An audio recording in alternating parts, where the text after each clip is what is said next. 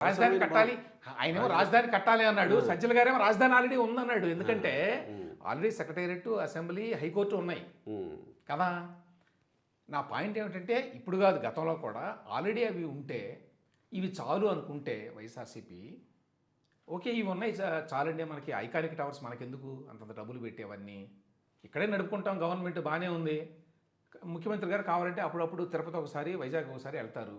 ఆయన ఉండటం కోసం అక్కడ ఒకటి కట్టుకుంటారు, ఇక్కడ ఒకటి కట్టుకుంటారు, పెద్ద నష్టమేం లేదు క్యాంప్ ఆఫీసులో కదా అనొచ్చు కదా.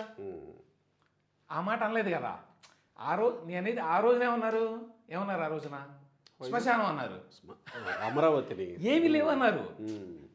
పాయింట్ ఏంటంటే ఆ రోజున ఏమీ లేవు ఇక్కడ కరెక్ట్ అని అన్నారు. ఇవాళేమో అక్కడ గవర్నమెంట్ నడపడానికి అన్నీ ఉన్నాయి కదా, అసలు మా ప్రభుత్వం ఎక్కడి నుంచి నడిచిందండి 5 ఏళ్ళు అన్నాడు.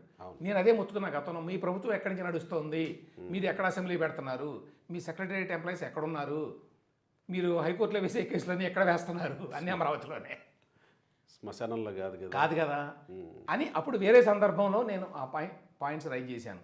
ఇవాళ కూడా వర్తిస్తాయి అవి. దానికి గమ్మత్ ఏమిటంటే సజ్జల గారే ఒప్పుకున్నాడు అది.